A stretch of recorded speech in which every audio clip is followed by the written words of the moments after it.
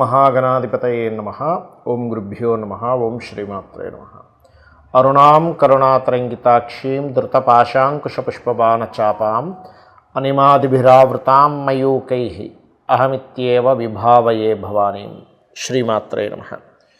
ప్రేక్షకులకి ఆ లలితాంబిక అమ్మవారి యొక్క అనుగ్రహం పరిపూర్ణంగా కలగాలని మనస్ఫూర్తిగా కోరుకుంటూ మనం ఈరోజు తులారాశిలో రవి ఉంటూ శుక్రుడు నీచత్వాన్ని కోల్పోయి తన స్వక్షేత్రంలోకి వెళ్తూ రవికి నీచభంగ రాజయోగాన్ని ఇస్తున్నాడు. తద్వారా ద్వాదశ లగ్నముల వారికి లగ్నం తెలియని వారి రాశి నుంచి చూసుకోండి ఎటువంటి శుభ ఫలితాలు జరగనున్నాయి. తులారాశిలో రవికి కనుక నీచభంగ రాజయోగం జరిగి అదేవిధంగా రవి 2వ తేదీ నుంచి శుక్రుడితో కలిసి ఉండి నీచభంగ రాజయోగాన్ని పొందుతూ 16వ తేదీ నుంచి మారిపోతున్నాడు. అయితే ఈ శుక్రుడు మాత్రం అక్కడ 25వ తేదీ వరకు ఉంటాడు. మధ్యలో ఆఖరి 2 రోజులు కూడా బుధుడు కూడా కలుస్తాడు. దీనివల్ల కొంత యోగాలు కలుగుతున్నాయి. దాని మూలంగా ఎటువంటి విషయాల్లో బాగుండబోతుంది, మరి మిగతా పాపగ్రహాల సంబంధం వల్ల ఇటువంటి విషయాల పట్ల కాస్త జాగ్రత్తగా ఉండాలనేటువంటి అంశాలు చెప్తుంది. నేనైనప్పటికీ కూడా చెప్పిస్తుంది సాక్షాత్ లలితా అమ్మవారిగా భావిస్తూ ఒక్కొక్కటిగా మనం తెలుసుకుందాం. సింహం వారి కనుక చూసుకున్నట్లయితే ప్రధానంగా ఇక్కడ రాశినాథుడు ఎవరైతే రవి ఉంటాడో రవి 3వ స్థానంలో ఉంటూ రవికి నీచభంగ రాజయోగం కలుగుతుంది. గుర్తుపెట్టుకోండి. ఎప్పుడైతే రవికి నీచభంగ రాజయోగం కలుగుతుందో అలాగే రాశిలో కేతు ఉన్నాడో సింహంలో ఇది ప్రధానంగా ఇచ్చేటువంటి రిజల్ట్ ఏంటంటే ఆధ్యాత్మిక యోగాన్ని లగ్నంలో ఉండే కేతు ఇస్తూ 3వ స్థానంలో ఎప్పుడైతే రవికి నీచభంగ రాజయోగం కలిగిందో గతంలో ఏవైతే కొన్ని అగ్రిమెంట్స్ అనుకుంటాం అటువంటివి కొంతవరకు ఆగడం జరుగుతూ ఉంది. గుర్తుపెట్టుకోండి. కొన్ని అగ్రిమెంట్స్ ఆగడం కానివ్వండి, లేకపోతే కొన్ని విషయాలు మనకి ఇట్లాంటివి జరుగుతూ ఉంటాయి. అయితే ఇక్కడ ఏంటంటే ప్రధానంగా అగ్రిమెంట్స్ ఏవైతే ఉంటాయో మనకి ఆగుతున్నటువంటివి కాస్త ముందుకు కదలాలి అని అనుకున్నట్లయితే మీరు ప్రధానంగా గణపతి యొక్క ఆరాధన ఉదయం నిద్రలేచిన వెంటనే ధ్యానంగా తీసుకోండి గణపతిని ఆరాధిస్తూ. అలాగే మరొక విషయం ఏంటంటే ఇక్కడ 3వ స్థానం ఏదైతే ఉందో కొత్త పరిచయాలు, అది గవర్నమెంట్ వ్యక్తులు కావచ్చు, స్త్రీలు కావచ్చు, వాళ్ళ మూలంగా ఏమైనా కొంత మీకు లబ్ధి అనేటువంటిది చూపిస్తుంది. కాకపోతే ఇక్కడ మీకు 4వ స్థానంలో, ఎందుకంటే ఇక్కడ ఒక పాజిటివ్ ఉంటే ఇంకొక నెగిటివ్ కాంబినేషన్ కూడా ఉంటుంది. ఇక్కడ ఏంటంటే సప్తమంలో శని రాహువులు ఉంటున్నారు. అంటే రాహు ఉండి శని వక్రించి వస్తున్నాడు. మనకి చతుర్థ భావం ఏదైతే ఈ యొక్క లగ్నానికి నీచభంగ రాజయోగం 3వ స్థానంలో ఇస్తే 4వ స్థానంలో రాజయోగ కారకుడు, ఈ లగ్నానికి కుజుడు రాజయోగ కారకుడు అయినటువంటి కుజుడు ఎప్పుడైతే 4వ స్థానంలో మీకు ధనాధిపతితో కలిసి ఉంటున్నాడో ఇది ఒక రకంగా చెప్పాలంటే సరిగ్గా ప్లాన్ చేసుకొని వాళ్ళ యొక్క జన్మజాతకాలలో భూమి మూలంగా ధనం ఉన్నటువంటి వారికి చెప్పాలంటే ఇది ఖచ్చితంగా మంచి ఫలితాలు ఇస్తుంది. కాకపోతే ఈ భూమికి సంబంధించిన అంశంలో కొంత వివాదాలు కూడా ఇస్తుంది. భూమికి సంబంధించిన అంశంలో కావచ్చు, లేనట్లయితే ఏదైనా మిషనరీ కొనుగోలు చేసేటువంటి అంశాల్లో కావచ్చు, మరియు అదేవిధంగా తల్లిగారితో లేనట్లయితే ఏదైనా ప్రాపర్టీ అంశంలో తీసుకునేటప్పుడు కొంచెం అది ఏదైనా లిటిగేషన్లో ఉందా అనేటువంటిది చూసుకొని తీసుకోవాలి. రైతులకు బాగానే ఉంటుంది చెప్పాలంటే.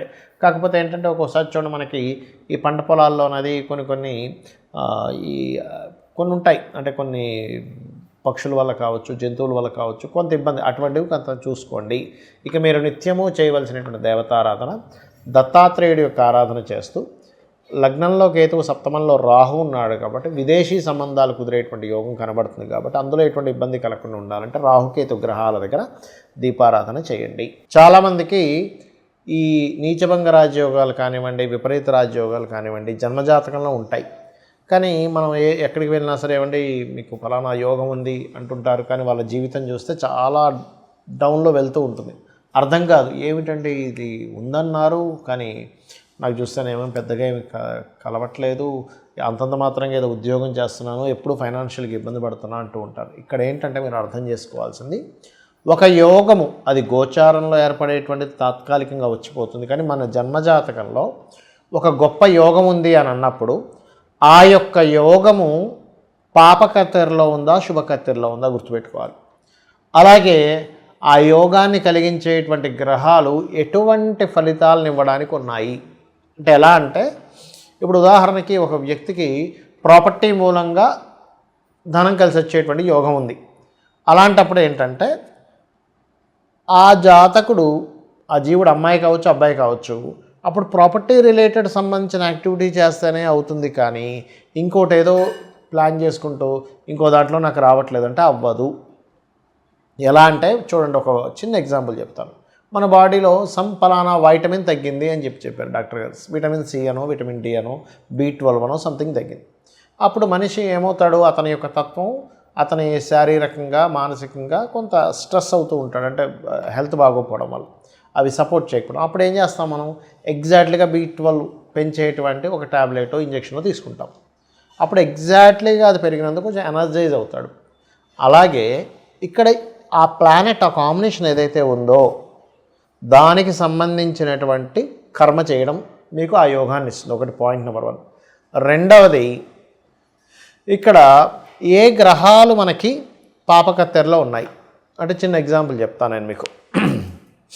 మీకు ఏదైతే మహాదశ నడుస్తుందో, అంటే ఉదాహరణకి సూర్యభగవానుడు ఓన్ హౌస్లో ఉన్నాడండి, సింహరాశిలో సూర్య మహాదశ రాబోతుంది, అద్భుతం, అది ఇది అని. కానీ సూర్యుడికి అటు ఇటు శని రాహువులు ఉన్నారు. అప్పుడు ఏం చేస్తుంది, అది ఇవ్వలేదు రిజల్ట్. ఎలా అంటే ఒక ట్రాఫిక్లో ఒక వాహనం కనుక స్ట్రక్ అయిపోయినప్పుడు అటు ఇటు వాహనాలు ఉన్నప్పుడు ఎలా అయితే ఇబ్బంది అవుతుందో ఆ రకమైనటువంటి ఇబ్బంది అనేటువంటిది కలుగుతుంది, గుర్తుపెట్టుకోండి. అలాగే మరొక విషయం ఏంటంటే, ఇక్కడ గమనించినట్లయితే ఇక్కడ ఒకటే విషయం,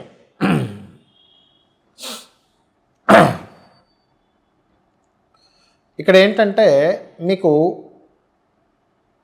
పాపగ్రహాలతో సంబంధం ఉందా, అదేవిధంగా శుభగ్రహాలతో సంబంధం ఉందా అని కూడా చూసుకోవాలి.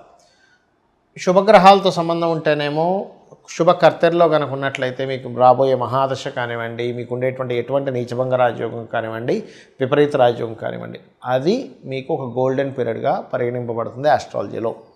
కాబట్టి ఇక్కడ ఏంటంటే మనకి ఏదైనా ఒక యోగం యోగించట్లేదన్నా, లేనట్లయితే దాని పోర్ట్ఫోలియోస్ అంటారు. అంటే ఒక గ్రహం ఒక దగ్గర ఉన్నప్పుడు అది ఉండే నక్షత్రము, అది ఉండేటువంటి షోడశ చక్రాల్లో అది ఉండేటువంటి స్థితిని బట్టి దాని యొక్క ఫలితాలని అది ఇస్తూ ఉంటుంది, గుర్తుపెట్టుకోండి. అలా ఇచ్చేటప్పుడు దాని పోర్ట్ఫోలియో కనుక ఒకటి ఉండి మనం ఒకటి ప్రయత్నం చేసేటప్పుడు అది పని చెయ్యదు.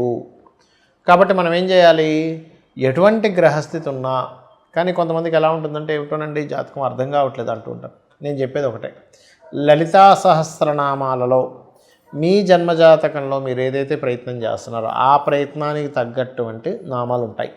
అంటే ఉదాహరణకి ఉద్యోగం రావట్లేదు, అప్పుడు ఏంటి, ఉద్యోగం అసలు ఎక్కడ ఉంది మీకు, విదేశాల్లో ఉందా, వేరే రాష్ట్రానికి వెళ్తే ఉందా, ఇంట్లోని కూర్చొని వర్క్ ఫ్రమ్ హోమ్ ఉందా, లేనట్లయితే అంటే రెండు ఉద్యోగాలు, చిన్న చిన్న జాబ్స్ రెండు చేసే ఉంటాయి, అలా ఉందా, లేకపోతే అసలు యోగమే లేకుండా వ్యాపార యోగం ఉందా. ఫస్ట్ ఇది మీరు ఐడెంటిఫై చేసి దానికి సంబంధించినటువంటి ఏ గ్రహమైతే మనకు సపోర్ట్ చేయాలో ఆ గ్రహ సంబంధించిన అధిష్టాన దేవతను ఆరాధించడము.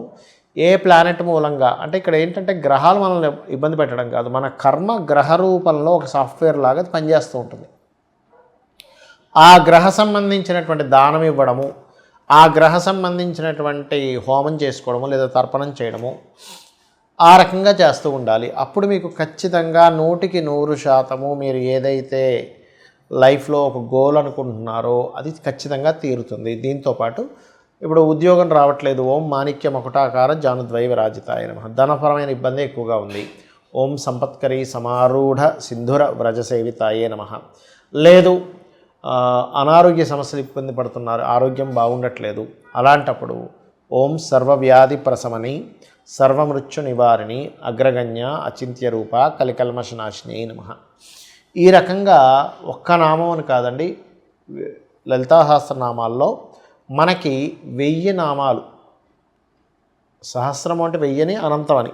అంటే అమ్మవారు ఇక్కడ మనం అర్థం చేసుకోవాల్సింది అనేక రూపాలలో ఉన్నటువంటిది అమ్మవారు. ఆ అనేక రూపాల్లో ఉన్నటువంటి అమ్మవారిని, ఆ ప్రకృతి రూపంలో ఉన్నటువంటి అమ్మవారిని మనం గుర్తిస్తూ తత్సంబంధించినటువంటి ఆరాధన భక్తి శ్రద్ధలతో ధర్మబద్ధంగా ఉంటూ ఎవరైతే చేస్తారో ఖచ్చితంగా అమ్మవారి యొక్క అనుగ్రహం మనకి కలుగుతుంది.